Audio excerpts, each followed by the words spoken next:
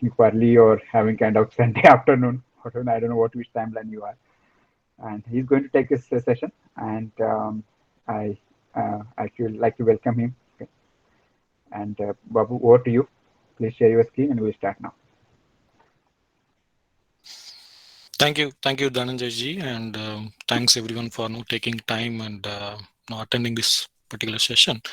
Um, Dhananjay ji, is my audio is clear? Yes, it is. It is Yes. okay. Okay. Okay. Thank you. And so I today we will discuss about the Bhagavad Gita with respect to YCB L1 and L2 curriculum. And let me share my screen, and then we will start. Thank you. Om Namo Bhagavate Vasudevaya.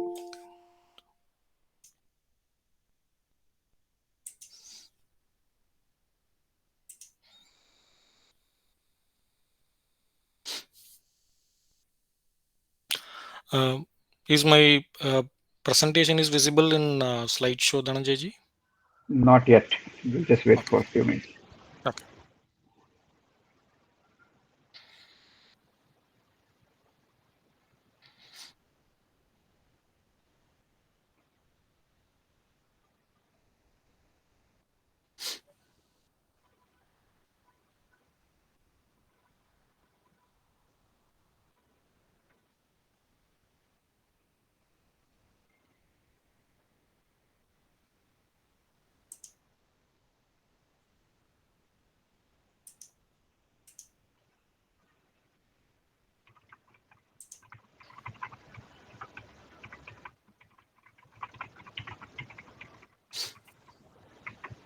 Yeah, now it's visible.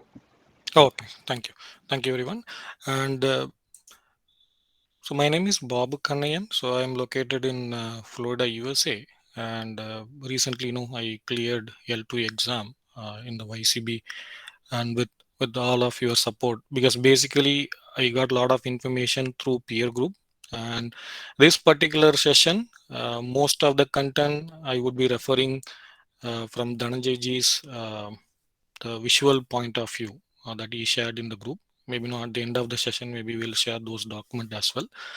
And today's session is about Bhagavad Gita, and we'll be majorly focusing on only YCB curriculum perspective, because Bhagavad Gita is a very vast subject.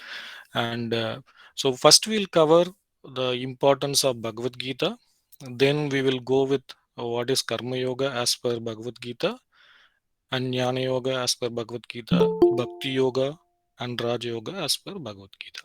Okay, so let's start with the first topic.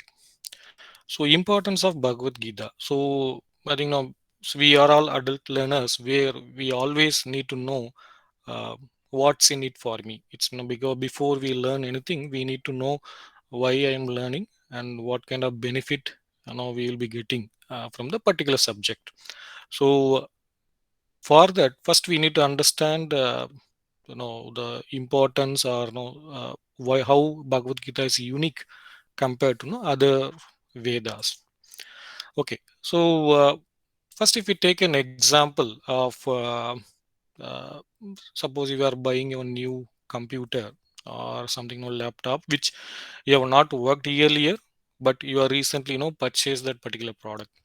You do not have any knowledge on the particular product, but based on your understanding, and you thought you will be using in future, that's why you bought a new product.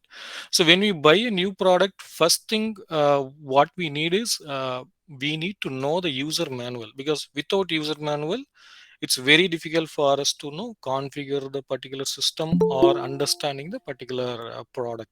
Okay, sometimes what we does is we without going through the user manual, we can we can install certain software and we can configure certain uh, you know features. But what will happen is, it's by using trial and error method, or you might be doing certain mistakes and then you will correct it. But it's always better to have the user manual for the product what you purchased from the company who created the particular product. Okay, so it's, if you, for example, for product we need a user manual, and think of a human being, and we are created by God, and for that we need certain user manual. That also has to come from person who created us. Okay, instead of no it's shared by some no human being. Instead of going through the uh, certain shastras were shared by a human person, that is also acceptable. But Bhagavad Gita is something, it's directly came from Krishna. Okay, so and came from Bhagavan, and we also need to understand what is our potential. So we may not know what is our potential. We do not know when certain situation comes, how to handle the particular situation. We always will be in confusion when both side looks correct, and we have to take a decision. So this is where no critical situation where we have to take certain decision, and we need to know how to live our life and all those components. And it's kind of user manual. It's shared from Bhagavan, and it came to us in the form of Bhagavad Gita. So and so you can understand this is the importance of Bhagavad Gita, because as a product owner, the particular no we got a user manual from the owner itself. Okay, and as I mentioned, why? Because uh, we can live our life without any user manual, because but we will go in trial and error method, and we may get information from someone who got certain knowledge, but we are not sure whether they are saying correct or not. Even they also might not know whether they are passing the right information. So we need to get the information from no authentic source, and that is one of the factor we can say why we have to go through the Bhagavad Gita. And for whom? And definitely it's not easily understandable, and it's something like if person who is just started learning alphabets, if you directly give them kind of one big kind of description, or uh, complete one page document, it's very difficult for them to understand. Okay, so it's for the person who first they have to know mature enough, and have basic level of knowledge, then they can understand. And a lot of people still we are all exploring it. We may be exploring maybe 0.1 percentage, but a lot of things need to be explored from the Bhagavad Gita perspective. And when, and if we talk about this particular Bhagavad Gita, so Krishna is giving his his advices, or his recommendation to Arjuna when he is in a battlefield where he can apply it in the life. Okay, even he can apply it in the particular scenario. And this Bhagavad Gita has a lot of component where we can use in our day-to-day life. Maybe at the end of the session I can showcase certain summary where when we are in trouble, what are the verses we can, when we are angry, what are the verses we it's already mentioned in Bhagavad Gita. When we are feeling depressed, what is that suggestion provided by Bhagavan. So all those components also there, and it's very vast. And if with my limited knowledge, and with I'm also learning from all of you, and whatever I understand, I am sharing in this particular session.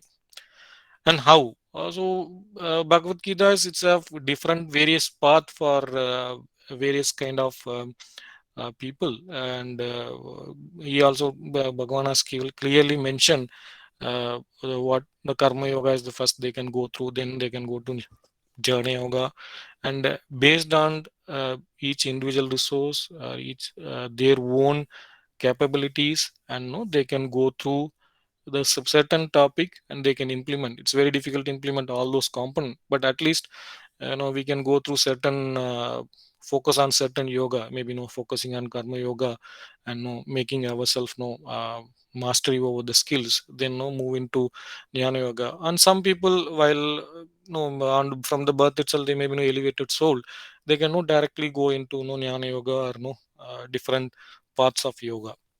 So this is importance of Bhagavad Gita compared to other scriptures. And why it is important? It is no kind of, it's directly coming from Bhagavan, and at the same time, it has a larger it's not one specific topic is covered. It's almost everything is covered for any human being to live the happy life, and at the end of the life, no, reach the moksha. Okay, so then moving to next slide, and if you see here, it is about 5,000 years old, and it's contained 18 chapters, and I'm covering certain topics where you it's very important for our exam perspective as well. And 700 slokas, because sometimes they may ask question how many chapters in the Bhagavad Gita, and commented upon by many. So it's based on each one understanding, they, you know, they commented about Bhagavad Gita slokas and commentary they have written and interpreted with their orthodox view. And some of them might have interpreted with no Advaita perspective, some Astam perspective, their own orthodox view. But all of them are maybe not correct from their own perspective and how they are implementing it. Nobody is wrong, or it's based on their perspective. They are sharing that, because it helps us to understand the entire context. And innumerable philosophical understanding. So by taking one sloga itself, no, we can meditate upon, and we can apply, you know, in our life. We can now become successful. It's a we are using very limited, and there are a lot of things need to be, you know, explored. And as it's mentioned, very few practice. I think so very less people know practicing it. And this particular picture I kept it because it's something like no, our scripture is now very large, and what is this analogy here? You know, the people used to say Krishna is something. No, he's the cow is kind of, no, the combination of all the Vedas and, no, Vedas and Upanishad, everything. And Krishna is no kind of, no, kind of milking the cow, and kind of no summary, you can say, or maybe no extract, and then from that, no, he is sharing it to Arjuna. So it, no, if we read Bhagavad Gita, it's almost similar to, no, reading almost all the Vedas, all the important components. It is captured, and it is, you know, shared it to no, Arjuna. Then, no, it passed it, no, to us, and it's something like the secret for our, no, happy life is in this particular Bhagavad Gita, but we are not utilizing it. And no, we have to utilize, at least, no, try to understand certain slogas, and we will implement it in our life. Okay. And and this is from examination perspective.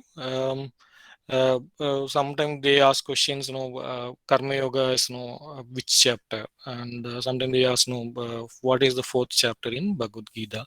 So these are some of the important chapters to be remembered. And second chapter is, no, Sankhya Yoga, third chapter is Karma Yoga, and fourth chapter is Jnana Yoga, and 12th chapter is Bhakti Yoga, and 18th chapter is Moksha Sannyasa Yoga. And these are 18 chapters where the Bhagavad Gita is distributed, and you can easily understand that at the end of all the chapter name, you can see the yoga. So you can see that the importance of yoga from the Bhagavad Gita perspective. So all the chapters, it has mentioned as a yoga at the end. Okay. Uh, then we will move to Karma Yoga. Um, before moving to Karma Yoga, Dhananjay ji, we can have a question at the end of the session, right, Dhananjay ji? Yeah, yeah, yeah. Sure, sure. Okay. Okay. Okay. So then this is our major topic. So our objective is to cover what is Karma Yoga, what is Jnana Yoga, and Raja Yoga, and Bhakti Yoga. So first, let's go with Karma Yoga. Uh, there are the various types of paths are there in yoga, but we are majorly focusing from Bhagavad Gita perspective these four major topics, and let's go with the Karma Yoga. Before we understand Karma Yoga, we need to understand what is karma. Then we need to understand what is not Karma Yoga. Okay, so Karma Yoga involves doing action with an attitude of detachment to the fruit of action. Okay, so it's very clearly mentioned here. We have to perform our duty, kind of like sincerely, with with 100% our focus and with all our energy. And once we performed our duty, and we have to detach from the fruits of action. Fruit of action means if I have to write for exam, I have to study well, I have to put in all my efforts, I have to ensure that all the notes are taken, and I got all the required support material, and I prepare well, and I have to go and write the exam. Okay.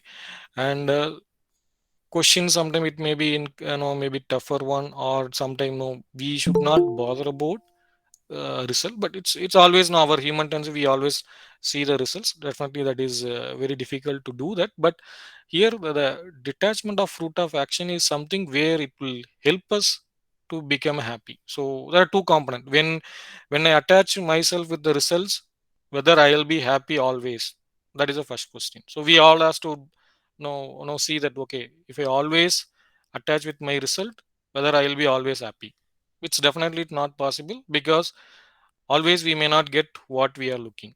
Okay, so any first option is no, kind of it's not acceptable. Second thing is, instead of attachment, so I do my duties, and definitely no, I whatever results on output comes, I accept it as no, like Ishwar Prasad, something no, as a prasadam. Maybe no, if it, if I certain case, if I pass, it's good. If I fail, kind of no, I'll be learning. So this is the same message here is coming. So detachment, detaching yourself from the fruit of action is a karma yoga. Why karma yoga? That's what, as I mentioned, this makes man to free himself from the strong attachment. Because when we attach to the results, what will happen? We are because results may not be what always what we expect. Understood, right? So that is a fact. And here the technique what they are giving is, don't focus on the results. Okay. So why? So you can clearly say that it makes man to free himself and bring him in the steadiness. Okay. So it if you're not attaching yourself, you will be feel happy and you will feel steady. Okay, that is the why factor, because we need to understand why factor always. When I do certain activity, why I am doing, so this is the benefit, you can say.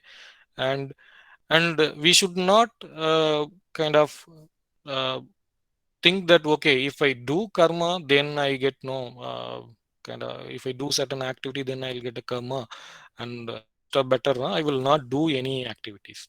Okay, so giving up of action is no solution to the miseries and to seek happiness. So we need to clearly understand, uh, so do not give up the action. So we have to do our activity, that is our responsibility, and everyone has to do certain activity. But when we do the activity, we have to keep God in the center, and detach ourselves from the results.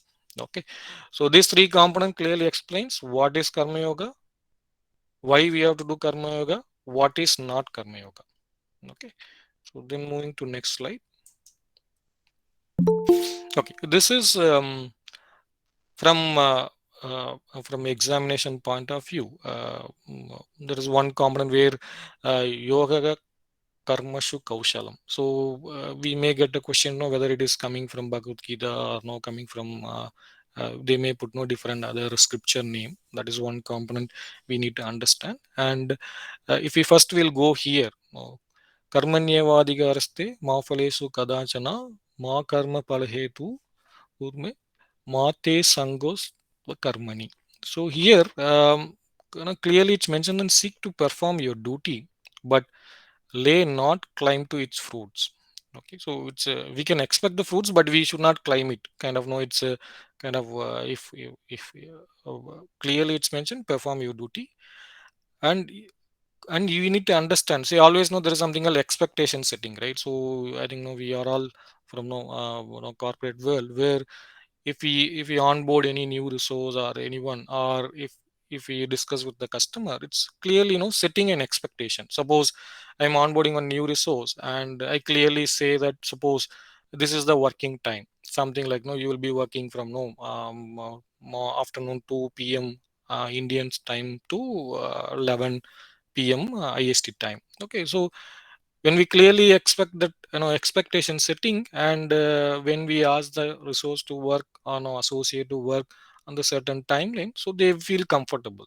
Instead of that, if I directly hire certain associate, and after that, if I say that okay, you work, in this particular time zone, from 2 o'clock to night 11 o'clock, or you work in night shift, so that will not work. That will produce a conflict.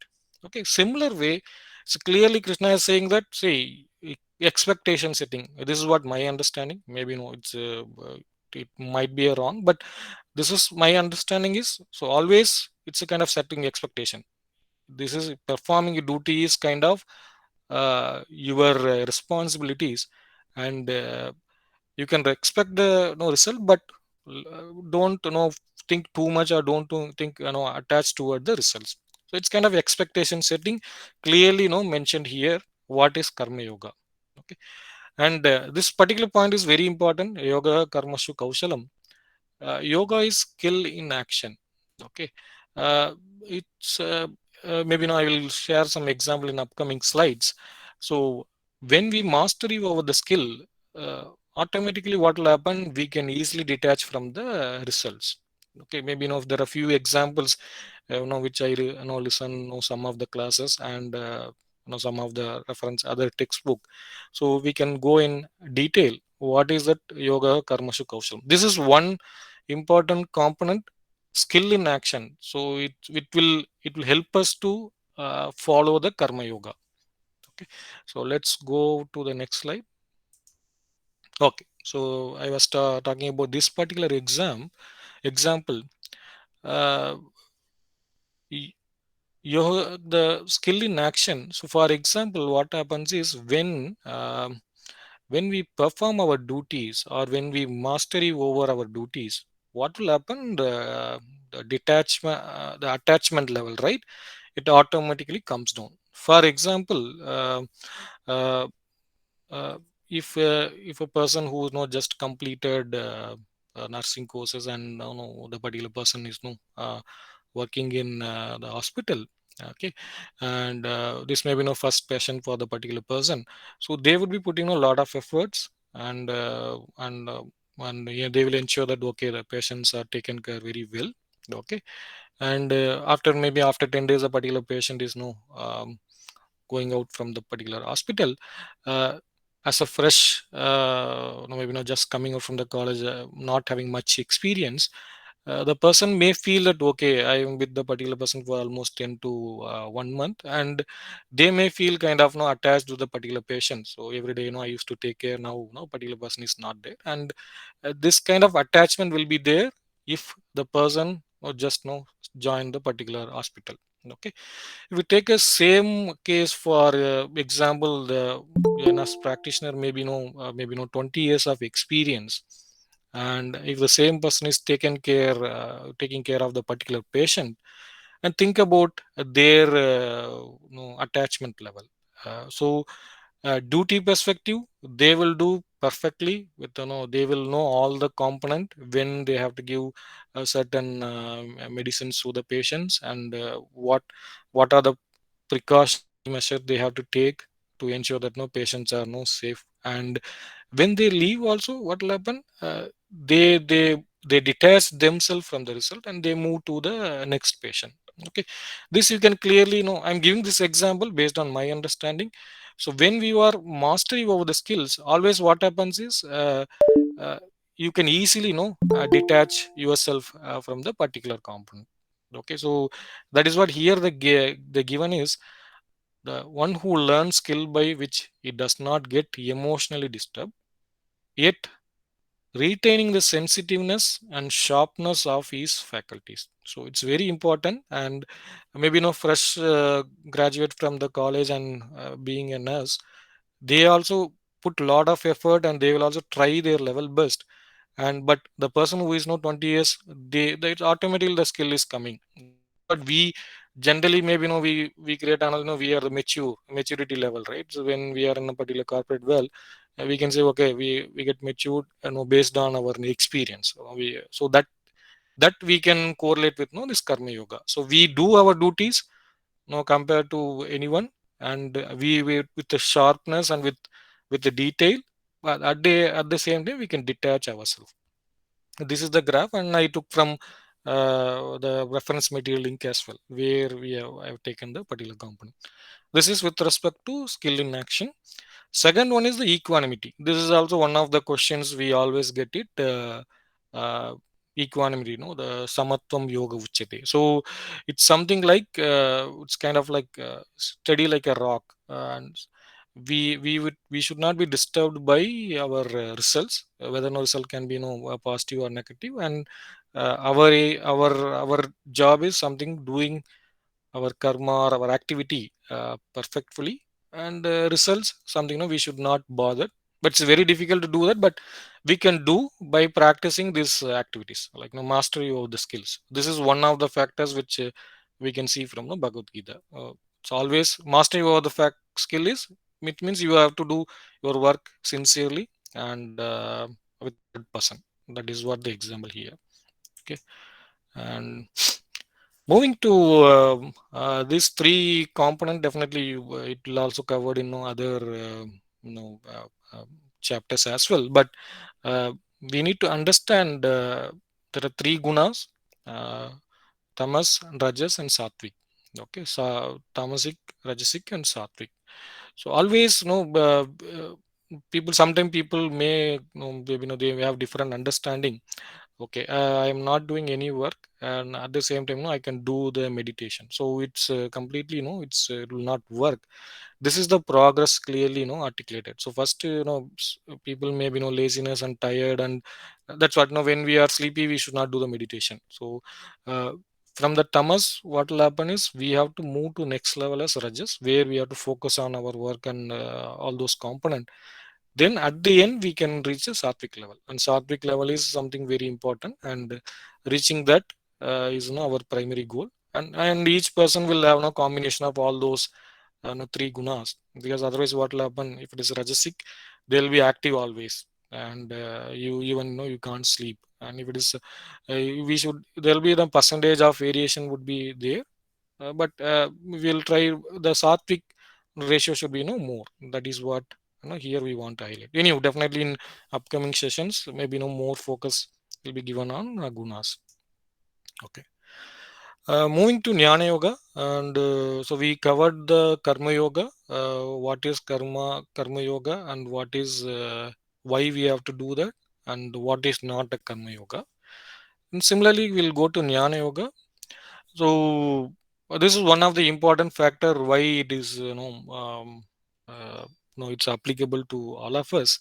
You can see here, the animals as well as humans. So they call eating, mating, defending, and sleeping. So if you talk about animals, also eat food, and animals also they also sleeps, and they also have fire, or they defend when certain situation comes, and they also next generation, they also know the uh, uh, kids, all those component will be there. There is no difference compared to human and animal with this all those activity. But only one which differentiates us from the human being, it's a kind of discrimination. What is right, what is wrong. I'm not talking about what we like, what we don't like. So even animals also like certain things. Animals don't like certain thing. So we also like to watch certain movies, or we also like to spend certain activity, and that is applicable for animal and human. But what I'm talking here is what is right and what is wrong. That discrimination, it comes through the buddhi. Okay, so this Jnana Yoga is majorly focusing on the buddhi or intellect. Okay, so this is very important, and it's kind of sometimes they people used to refer it as kind of it's a kind of tougher, or maybe it's require a lot of intellect and a lot of component. Okay, it is the buddhi, it is a discrimination power, and it is the freedom of choice. Okay, so the buddhi or awareness plays a major role for the Jnana Yoga. Okay, so now move towards from our exam point of view. Okay, so here some of the some of there are a lot of Bhagavad Gita slokas are there, and some of the component I took it. One is no with respect to quality of jnani. Okay, so what he is, what here clearly mentioned is what happens. Some how that no particular how as a human we get attached and then know how we are suffering. So this is the example is given, and so series on object of desire. Suppose we develop certain deep desire for the particular object. What will happen? For example, if you see any advertisement, you are seeing certain product. Okay, for example, if you talk about iPhone or if you talk about any new product. Okay, then what will happen once desire is generated, then what will happen? We attach to it. Okay, so when we get uh, attached to it, what will happen? From the attachment, if the particular desire is not fulfilled, what will happen? We will get anger. Okay, from anger we proceed to delusion, and from the delusion it will be it will confuse your mind.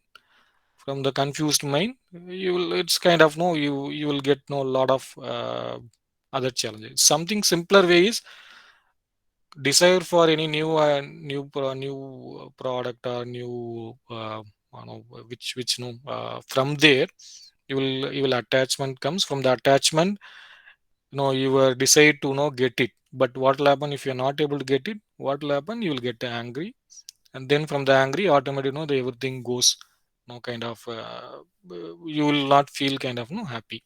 Okay, so these are the two slogas which talks about how the particular from a desire uh, from the object, how desire, and then how attachment, then if it's not done, how anger is developed.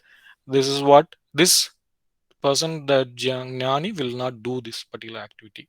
Okay, and there are another sloga which talks about uh, you don't have to look outside. You can look everything inside self alone, because this is one say one is what we should not do. First, we are all getting kind of worried and we are suffering. What is the solution? That is also provided by in this Bhagavad Gita. Okay, if you attach to that certain materialistic object, what will happen? And the solution also provided. Okay, these two slogas is very important. Maybe from understanding perspective, maybe exam perspective, I'm not sure this particular component more detail will be asked, but understanding perspective, you can see that what is the problem, how to mitigate the particular problem, and what we should not do. So all those components is given clear. So all the 3 4 yogas what I've taken is what is that particular yoga, and then what is it, why we have to do particular yoga, and what is not. So that is why I covered this particular point. Okay, so next this is specific to our also from exam perspective as well. uh, there are 3 different stages of Jnana Yoga. So how it's kind of step by step, kind of the progress.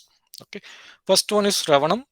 As you know that now, see, first when you listen, because some of the component will be there in your mind, by when you born. But first, when we get to for the Jnana Yoga, first we have to Shravana. It's something we have to hear. We need to know that when you suppose you are attending this particular session, so you are hearing about Bhagavad Gita at high level, maybe 0.1 percentage component from the Bhagavad Gita.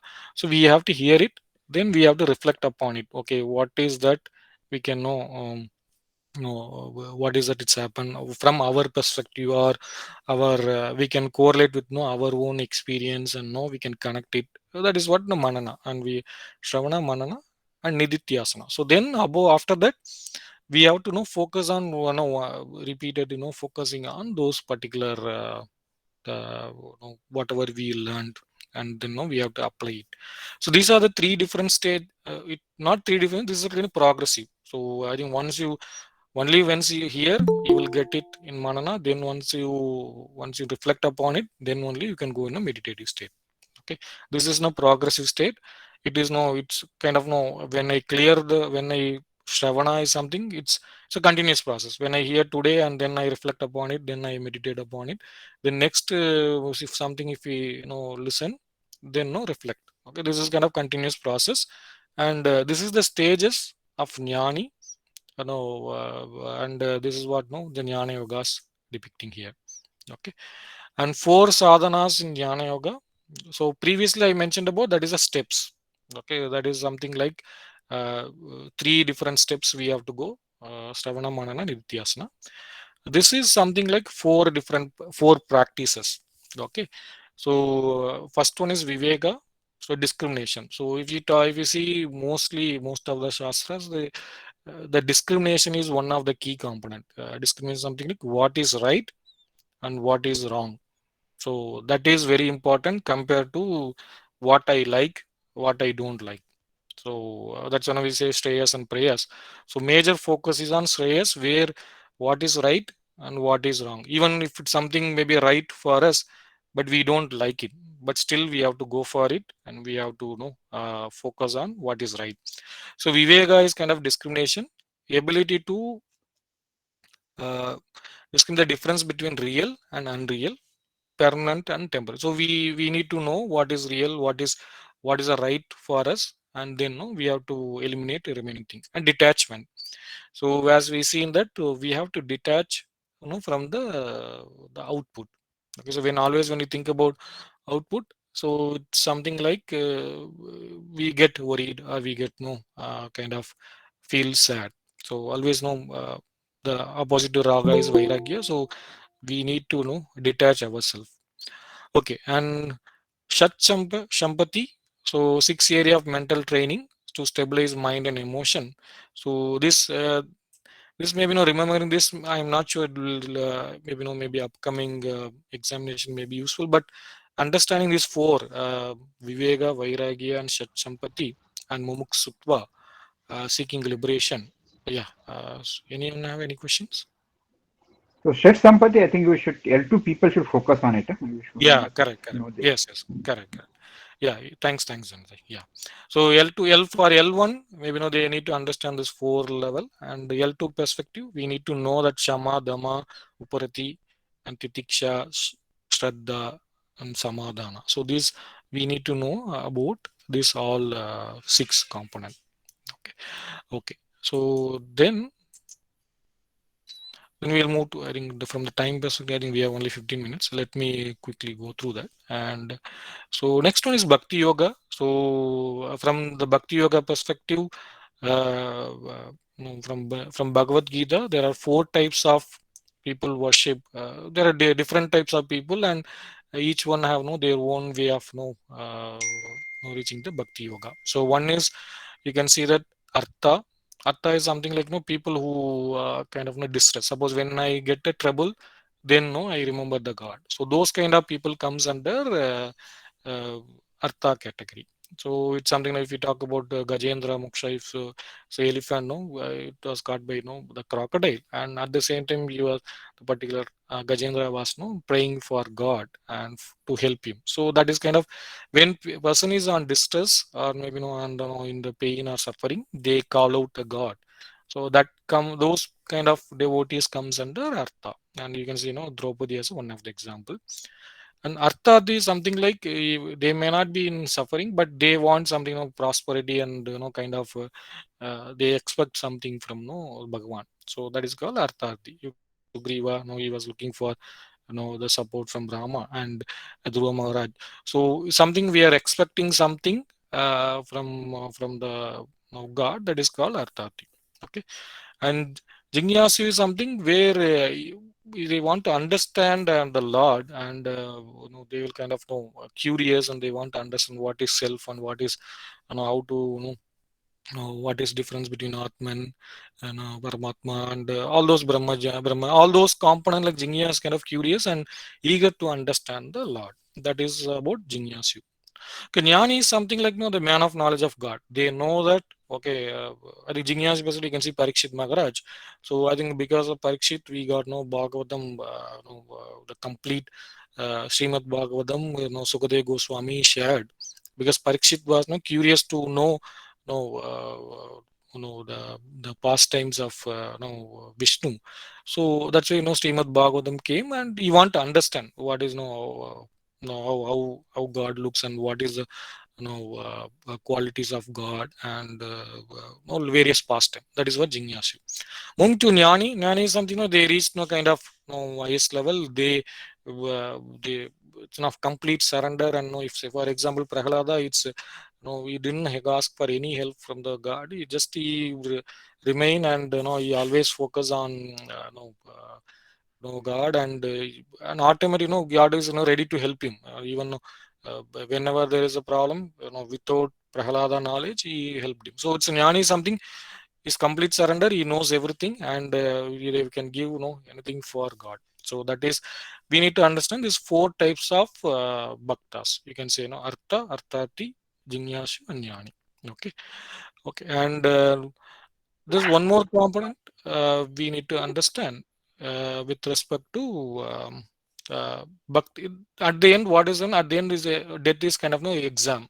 So what happens is, and whoever at the end of, at the time of death, leaving the body, goes forth remembering me alone. He attains me, my being. There is no doubt about it. This is from Bhagavad Gita. It clearly says that people who remember Bhagavan, and at the time of death, if they remember Bhagavan, and they will reach out to the moksha. So that's one of the example used to say the, I think Bharat, no, he was so attached to the deer. So at the end, what happened? He became as a deer. Deer. So here, Bhagavan is saying, so he all has to remember him, and at the time of death, if you remember Bhagavan, so we automatically attain the particular place. So Bhakti Yoga, that is the importance here. So exam is, we may think, okay, while at the time of deathbed we will remember God. So it will not happen. Something like if you are not studied for your exam, at the exam day you cannot write it. Same way we have to remember God, so that at the time of death also we can remember God. That is the objective of this particular sloka. Okay, so major components, four types of bhakta. This is from our examination perspective, and this is something like nine forms of bhakti. It's not something we have to go step by step. It's something each one can have their own way of devotion. Okay, it's they talk about Shravanam, Kirtanam, Vishnu Smaranam, Pada Sevanam, Archanam, Vandanam, Dasyam, Sakyam, Atma Samarpanam. Iti Navalakshana. So it is coming, it is not coming from Bhagavad Gita, it's coming from Srimad Bhagavatam, where Prahlad Maharaj is giving that what is the nine forms of bhakti. So one of the form is Shravanam. So we always hear about pastimes or glories of the Bhagwan. That is called Shravanam. Kirtanam is something we always do chanting of the holy name. This is talks about Kirtanam. And Smarana means remembering the Lord. So maybe 24 bar 7, they remembering God, or always keeping God in mind. Seeing others as no kind of spiritual person, instead of seeing them as others. So seeing other person as it's form of God is inside them. So that is what Smaranam. And Pada Sevana means serving the Lord feet.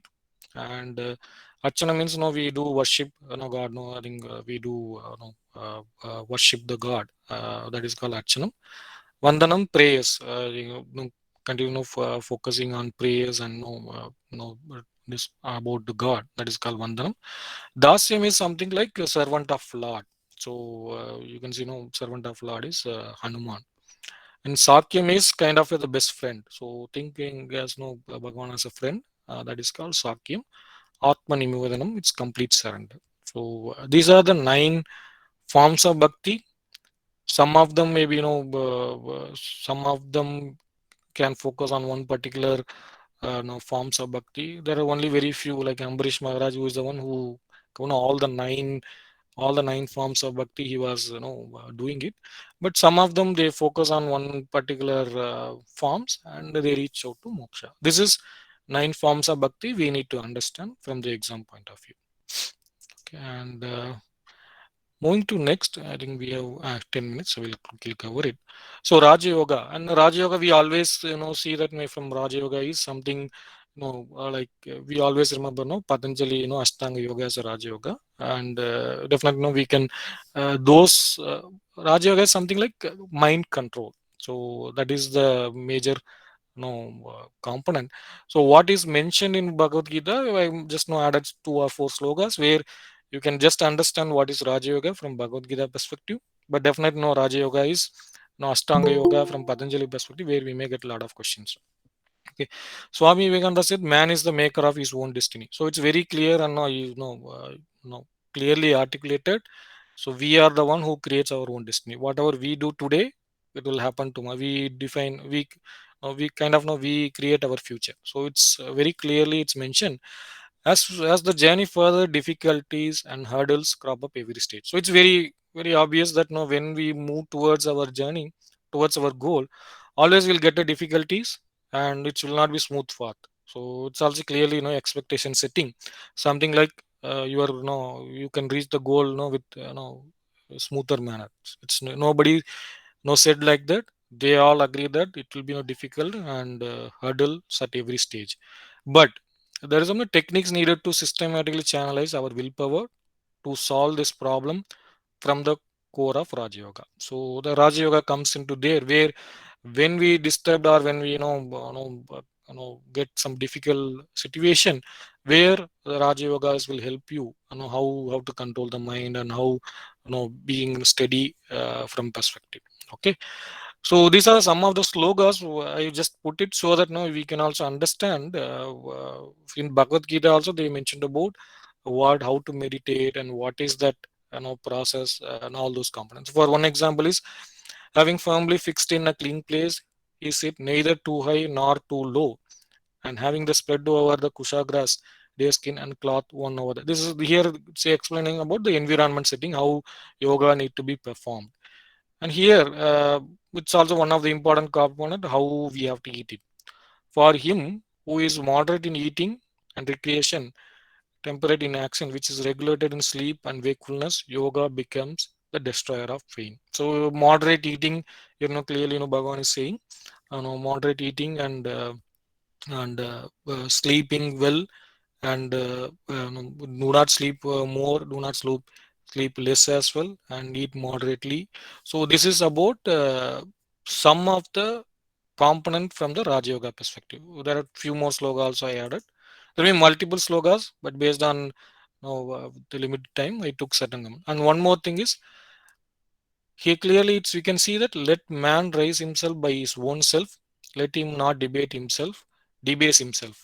For he is himself is a friend, and himself is a foe. So it's also similar statement, where I think maybe Vivekananda got from this particular sloga, something kind of the person himself is kind of act as a friend, or he can act as a enemy. Okay, we should not uh, we should not look outside. So whether it's something coming to you, it's because of you, or if something incorrecting, or something what you expect not coming, it's also because of you. Okay, here it talks about the mind is restless and hard to control. Here also clearly explains it's very difficult to control the mind, but by practice and non-attachment only it can be controlled. So it's nobody saying no, it's very easy to control the mind. So from Bhagavan perspective as well, even from others, from the Shastras, and even the road to achieve the moksha also not easy. There will be a lot of hurdles will be there, but they are given the solution. What is that we need to do? Okay, and this is about how to sit while doing meditation. Let him hold the body, head and neck erect and still, gazing at the tip of his nose without looking around. This is how we have to do meditation. So these maybe the two slides just talks about from Raja Yoga, how to do the meditation, how the environment should be there, and when we do meditation, how we have to sit, and how it's difficult to control the mind, but what is the steps we can control the mind. So this is from Raja Yoga perspective, from Bhagavad Gita, and definitely Raja Yoga from I think Ashtanga Yoga perspective. That all the process Patanjali Yoga Sutra perspective, the 8 limbs of Patanjali perspective, and that is where most of the questions will come. Okay, so then we'll move to summary. Just I will cover up quickly uh, what is that we discussed. Okay, from Bhagavad Gita perspective, we are not bringing any other scriptures. So from the Bhagavad Gita perspective, so all the paths leads to same goal, because at the end, like a river, right? So as a river will various kind of rivers, flows from from northern direction and southern, but at the end it reaches to the ocean. Okay, so similar way, these are the various path to reach the same goal. So what is that same goal is moksha. Okay, and four main streams of yoga, all paths lead to the same goal. One is Jnana Yoga. It's related to intellect. So it's related to buddhi. Raja Yoga is related to willpower. Willpower is something we can say it's kind of no mind control and no determination, all those things. And Bhakti Yoga is related to emotion. So because at the end, we have to be emotionally also stable, because that is something very important. And Karma Yoga related to action without minding the food. This is kind of summary from high level. What is it? All four yogas, how it is different from each other. Each one have different process. Each one have no different forms, steps we can do that. Okay, and yeah. So next one is no. This is yeah. This is what I was discussing earlier. Where we mentioned about what is that this particular Bhagavad Gita based on our condition. So there may be various slogas may be there, but some of the slogas, no, suppose if we are anger, what is that?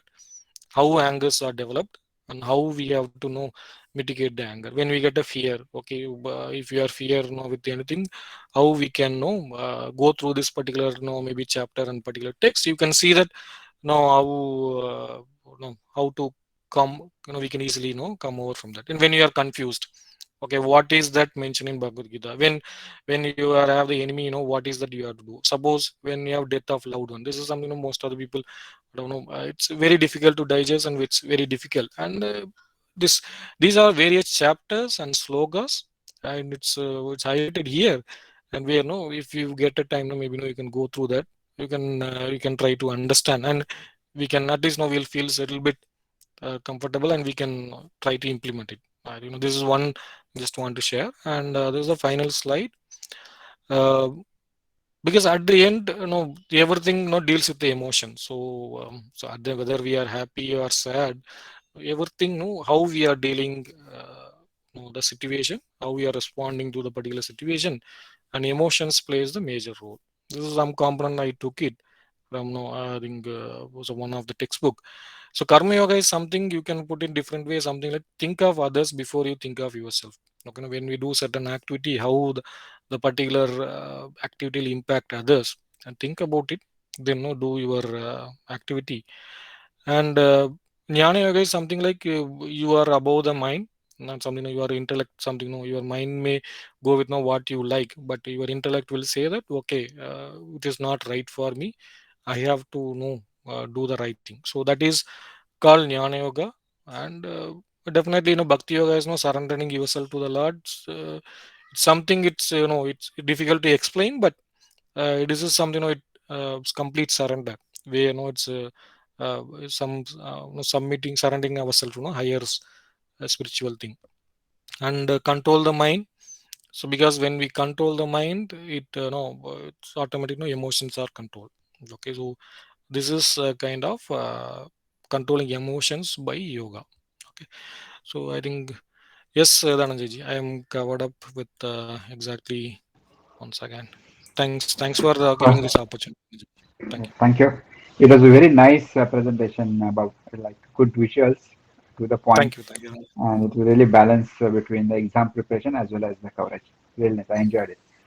Okay, hope Thank you. all Thank you. people enjoyed. Let's